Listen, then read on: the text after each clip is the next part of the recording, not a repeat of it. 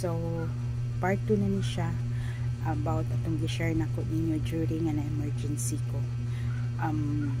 So dito na ta sa emergency, and then after ato nga na-check up ko sa doktor, isulti na ko sa doktor nga mauto ang nalitabo, ipangutana about sa nga itong naidugo.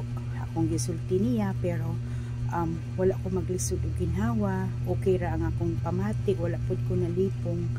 So naay first nga siya gi-resita na ako, gipa-resita, and then iya kong gi-advisehan na magpa-x-ray. So padayon ta, then human pag after na nakuha sa akong partner dito sa pharmacy ang para-inject, sa pagtaod na sa kaling diri, kuanan sa siya kanang murag sa dextrose pud ba, wala ko maanad ana gyud kay 44 lang akong edad.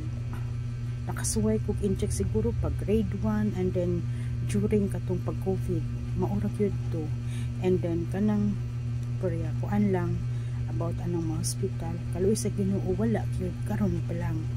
So pagtaod na ato diri kulbaan ako kay wala jud ko naanad, pero gagwanta lang ako, sakit kay dako baya ang dagom pod nga itusok, di ba? Nga adto dito ipagi ang katong pirisita nako nga para i-inject siya, ubay-ubay siya nga tambal, pero wala ko na lang timaan ug unsay pangana ato. So mauto siya after ato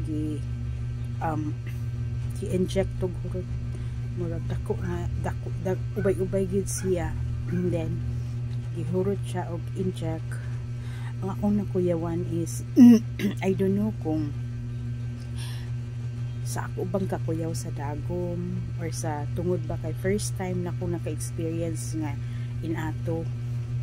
After yun paghurot og inject sa katong tambal, bisan blurred naman akong pananaw na kuan ba ako kanang dili ko kita kay sa layo ba, pero kay mag-eyeglass man ko, pero at that time wala ko nag-eyeglass, pero dili ina ka blurry ang akong pananaw kay ayag baya kay ang hospital.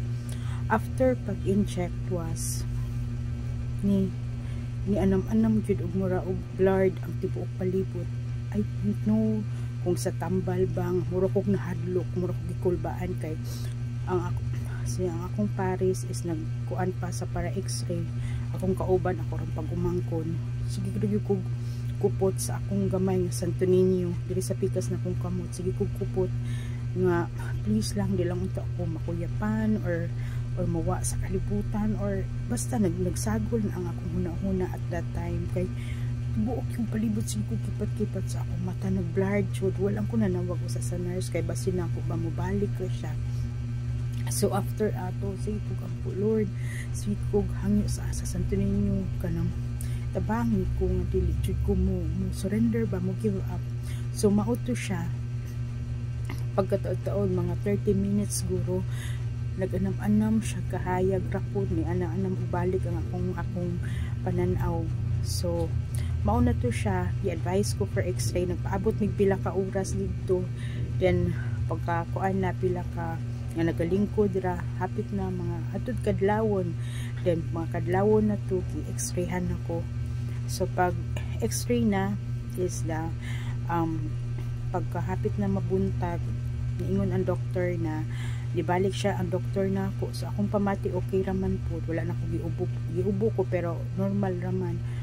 Dibalik ang doktor ni ana siya nga sa x-ray daw partial lang, pero wala pa na ko nakuha ang katugyong kuan niya na siya nga negative ko for basin sa TB nga kuan ba virus or unsa ba, negative daw ko, pauliun lang ko niya, pero na siya mga laboratory nga required na para balikon ako pagka ugma na, kay buntag naman ko pagka 5 na mi sa buntag na out na kuan niya.